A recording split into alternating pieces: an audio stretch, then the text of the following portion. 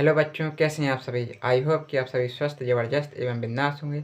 जैसा कि मैंने पिछली वीडियो में पढ़ाया था प्रकाश का परावर्तन, आज की इस क्लास में हम पढ़ाने वाले हैं प्रकाश का अपवर्तन। तो प्रकाश का अपवर्तन इस क्लास में मैं पूरा समाप्त कराने वाला हूं, तो आप लोग वीडियो के अंत तक बने रहिए। और इसी के साथ हम आज का वीडियो शुरू करते हैं। लेकिन उससे पहले जो भी हमारे यूट्यूब चैनल पर नए आए हों वो हमारे यूट्यूब चैनल को सब्सक्राइब कर लें एवं बेल आइकन दबाना ना भूलें। तो चलिए आज का वीडियो शुरू करते हैं। तो देखिए, आज हमको पढ़ना है प्रकाश का अपवर्तन। तो पहले तो ये जान लेते हैं कि प्रकाश के अपवर्तन में हमको क्या क्या पढ़ना है। तो देखिए, पहला पढ़ना है हमें प्रकाश का अपवर्तन, कि प्रकाश का अपवर्तन क्या कहलाता है। उसके बाद पढ़ना है प्रकाश के अपवर्तन के नियम, कि प्रकाश के अपवर्तन के कितने नियम हैं। उसके बाद पढ़ना है अपवर्तनांक का प्रकाश की चाल में संबंध, अपवर्तनांक का प्रकाश की चाल में संबंध। उसके बाद पढ़ना है हमें क्रांतिक कोण एवं पूर्णांतरिक परावर्तन। उसके बाद पढ़ना है प्रिज्म द्वारा श्वेत प्रकाश के वर्ण विक्षेपण, प्रिज्म द्वारा श्वेत प्रकाश का वर्ण विक्षेपण। उसके बाद पढ़ना है प्रकाश का प्रकीर्णन। उसके बाद पढ़ना है प्रकाश के प्रकीर्णन पर आधारित घटनाएं, कि प्रकाश का प्रकीर्णन होता है तो उसके आधार पर क्या क्या घटनाएं होती हैं। तो पहली हेडिंग पढ़ना है हमको आकाश का रंग नीला क्यों दिखाई देता है। और इसके बाद पढ़ना है हमें सूर्योदय एवं सूर्यास्त के समय सूर्य लाल रंग का क्यों दिखाई देता है। तो ये सारी पॉइंट हमको आज इस चैप्टर में कवर करना है। तो देखिए, सबसे पहले हमको क्या पढ़ना था, प्रकाश का बर्तन। तो समझाता हूँ कि प्रकाश का बर्तन क्या कहलाता है। तो देखिए, जब कोई प्रकाश की किरण एक पारदर्शी माध्यम से दूसरे पारदर्शी माध्यम में जाती है तो वह अपने मार्ग से विचलित हो जाती है। इस घटना को प्रकाश का अपवर्तन कहते हैं।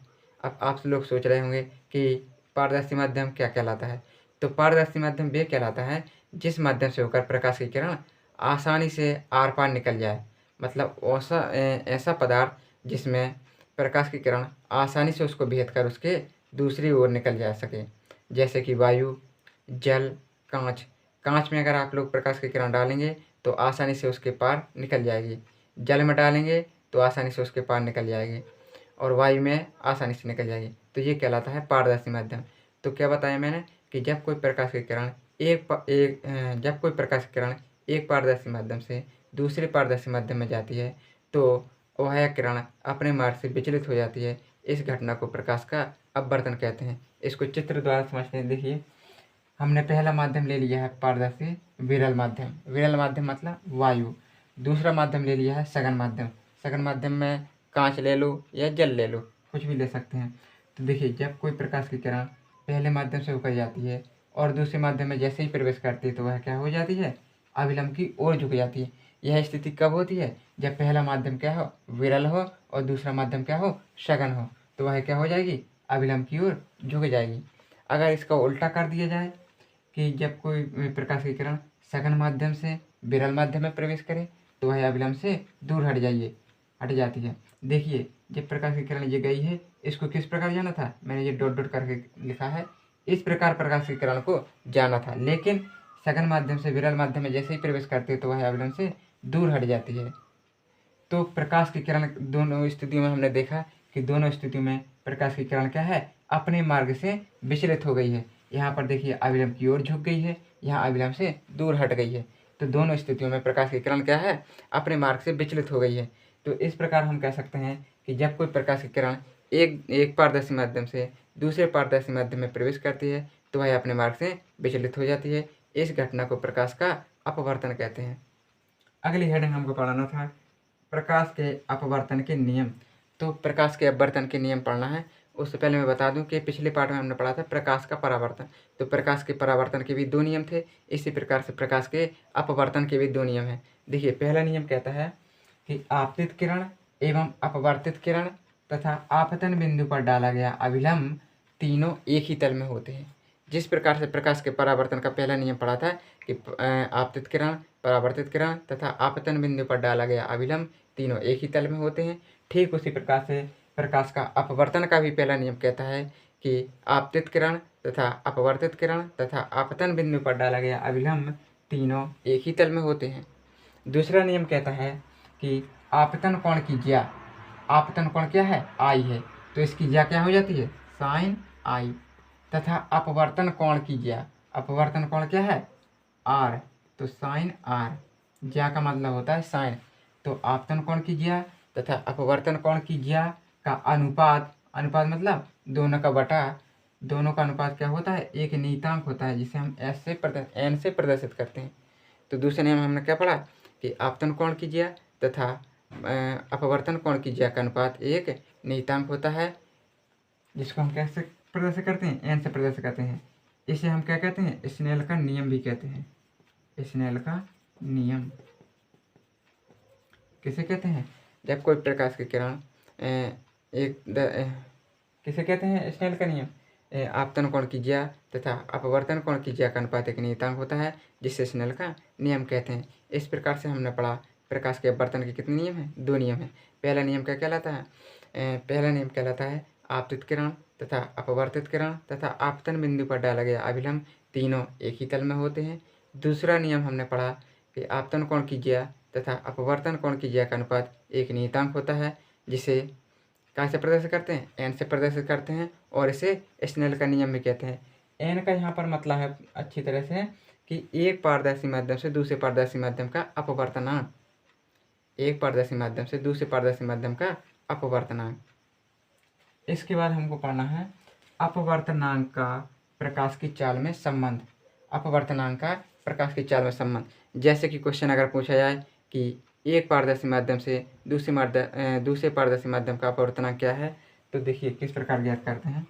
मान लीजिए हमने पहला माध्यम ले लिया विरल माध्यम, जिसे वायु कहते हैं। दूसरा माध्यम ले लीजिए जल, जिसे वाटर कहते हैं, तो डब्ल्यू से प्रदर्शित करते हैं। तो यहाँ पर हमको ज्ञात करना है कि पहले माध्यम के सापेक्ष दूसरे माध्यम का अपवर्तनांक। पहला माध्यम क्या है, वायु, वायु को हम ए से प्रदर्शित कर देते हैं और अपवर्तनांक को एन से करते हैं। दूसरा माध्यम के लिए हमने जल, जल को डब्ल्यू से, तो ए एन डब्ल्यू बराबर क्या होगा, पहला माध्यम क्या था, वायु, तो वायु में प्रकाश की चाल, वायु में प्रकाश की चाल बटे जल में प्रकाश की चाल, जल में प्रकाश की चाल।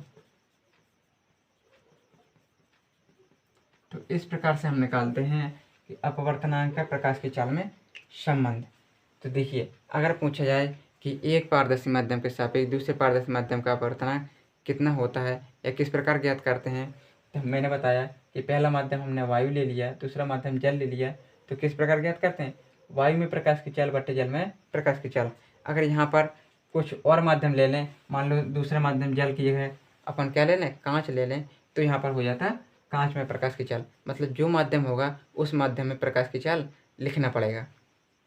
अगला है, अगली परिभाषा हमको पढ़ना है क्रांतिक कोण। क्रांतिक कोण, अगली परिभाषा क्या पढ़ना है हमको, क्रांतिक कोण। तो क्रांतिक कोण क्या कहलाता है, तो उससे पहले हमको ये पढ़ना पड़ेगा कि जब कोई प्रकाश की किरण सकन माध्यम से विरल माध्यम में जाती है तो वह अविलंब से दूर हट जाती है। देखिए यहाँ पर मैंने बताया था कि जब कोई प्रकाश की किरण सकन माध्यम से विरल माध्यम में जाती है तो वह अविलंब से दूर हट जाती है, हट रही है ना दूर, तो इसे क्या कहते हैं, सघन माध्यम से विरल माध्यम में दूर हट रही है। लेकिन यहाँ पर पढ़ना है हमको क्रांतिक कोण। तो क्रांतिक कोण क्या कहलाता है, तो देखिए समझिए यहाँ पर क्या है, अगर इसको धीरे धीरे बढ़ाएं, किसको, आपतन कोण को, अगर इसको धीरे धीरे बढ़ाएं, अगर आपतन कोण को धीरे धीरे बढ़ाया जाए तो अपवर्तन कोण भी बढ़ेगा। क्या होगा, अपवर्तन कोण भी बढ़ेगा। और आपतन कोण को इस प्रकार बढ़ाया जाए कि अपवर्तन कोण क्या है, ठीक 90 अंश हो जाए। क्या हो जाए, ठीक 90 अंश। देखिए यहाँ पर हो गया ना 90 अंश। इसको धीरे धीरे बढ़ाते जाएंगे तो ये वाली जो किरण है, जो ये क्या कहलाती है, अपवर्तित किरण, तो ये बिल्कुल इसके समांतर चली जाएगी। देखिए यहाँ पर गई है, तो इस कोण को क्या कहते हैं, क्रांतिक कोण। तो जब कोई प्रकाश की किरण सकन माध्यम से विरल माध्यम में जाती है तो वह अविलंब से दूर हट जाती है। जैसे ही आपतन कोण आई का मान बढ़ाते जाते हैं तो अपवर्तन कोण आर का मान भी बढ़ता जाता है और एक निश्चित मान पर अपवर्तन कोण ठीक 90 अंश हो जाता है। तो इस स्थिति में अपवर्तन कोण आर को ही क्रांतिक कोण कहते हैं। क्रांतिक कोण को सी से प्रदर्शित करते हैं। कैसे प्रदर्शित करते हैं, सी से प्रदर्शित करते हैं। तो क्या बताया मैंने, क्रांतिक कोण कि जब कोई प्रकाश की किरण सघन माध्यम से विरल माध्यम में जाती है तो वह अविलंब से दूर हट जाती है और इस स्थिति में आपतन कोण आर आई का मान अपवर्तन कोण आर बढ़ता जाता है जब कोण आई को बढ़ाते हैं, जब कोण आई को बढ़ाते हैं तो क्या होता है, अपवर्तन कोण बढ़ता जाता है और एक निश्चित मान पर ठीक है अपवर्तन कोण क्या हो जाता है, 90 अंश हो जाता है। तो इस स्थिति में अपवर्तन कोण आर को ही क्रांतिक कोण सी कहते हैं, क्रांतिक कोण सी कहते हैं। अगला पढ़ना था हमको पूर्णांतिक परावर्तन। तो पूर्णांतिक परावर्तन क्या कहलाता है, तो देखिए यहाँ पर हमने पढ़ा कि जब 90 अंश हो जाए तो क्या हो जाता है, अपवर्तन हो जाता है। अगर इसका मान 90 अंश से अधिक हो जाए, क्या हो जाए, अधिक हो जाए, अगर 90 अंश से अपना 91 कोण हो गया तो क्या हो जाएगा, प्रकाश का किरण यहाँ से पूरा वापस चला जाएगा। देखिए इस प्रकार से प्रकाश किरण आएगा, इस प्रकार से चला जाएगा। देखिए यहाँ पर मैंने समझाया है, क्या हो जाएगा, उसी माध्यम वापस लौट जाएगा। तो जैसे ही अपवर्तन कोण आर का मान 90 अंश से अधिक करते हैं तो संपूर्ण प्रकाश की किरण या संपूर्ण प्रकाश उसी माध्यम में वापस लौट जाता है। तो इसे क्या कहते हैं, प्रकाश का पूर्णांतिक परावर्तन कहलाते हैं। प्रकाश का पूर्णांतिक परावर्तन क्या कहलाता है, जब कोई प्रकाश की किरण सकन माध्यम से विरल माध्यम में जाती है और उसका मान क्या हो जाए, 90 अंश से अधिक हो जाए। किसका मान, अपवर्तन कोण का मान 90 अंश से अधिक हो जाए तो संपूर्ण प्रकाश की किरण उसी माध्यम में वापस लौट जाती है। इस घटना को क्या कहते हैं, प्रकाश का पूर्णांतिक परावर्तन कहते हैं। इसके बाद पढ़ना था हमको प्रिज्म द्वारा श्वेत प्रकाश का वर्ण विक्षेपण। वर्ण विक्षेपण की घटना क्या कहलाती है। तो देखिए यहाँ पर मैंने चित्र बनाया है, एक श्वेत प्रकाश की किरण मैंने क्या है, प्रिज्म पर डाली है तो वह क्या है, अपने अवयवी रंगों में वियोजित हो गई है। तो इसमें क्या बताया जाता है प्रकाश के प्रिज्म द्वारा श्वेत प्रकाश के वर्ण विक्षेपण में, कि जब कोई प्रकाश की किरण प्रिज्म पर डाली जाती है तो वह अपने अवयवी रंगों में वियोजित हो जाती है, वह अपने अवयवी रंगों में वियोजित हो जाती है। इस घटना को क्या कहते हैं, वर्ण विक्षेपण की घटना कहते हैं। और देखिए इस घटना में सबसे ऊपर कौन सा रंग है, आर से मतलब है रेड, रेड का मतलब लाल, और सबसे नीचे क्या है, बी, बी का मतलब है बैगनी। तो सबसे ऊपरी वाले सिरे पर कौन सा रंग रहता है, लाल रंग, और सबसे नीचे वाले में बैगनी। लेकिन इन दोनों के बीच में क्या है, असंख्य रंग रहते हैं। असंख्य मतलब अनगिनत रंग रहते हैं, इनकी कोई संख्या नहीं है। लेकिन जो हमारी आँख है केवल 7 रंगों को ही देख पाती है। कितने रंगों को, 7 रंगों को ही देख पाती है। और ये 7 रंग कौन कौन से हैं, नीचे से इसको हम अंग्रेजी वर्णमाला में कहते हैं बेबिग्योर, बेबिग्योर। नीचे से इनका क्रम होता है बैगनी, आसमानी, नीला, हरा, पीला, नारंगी, लाल। क्या क्या रहता है, बैगनी, आसमानी, नीला, हरा, पीला, नारंगी, लाल। तो इस प्रकार से हमारे ये 7 रंग होते हैं वर्ण विक्षेपण के। तो इस प्रकार हमने पढ़ा वर्ण विक्षेपण की घटना।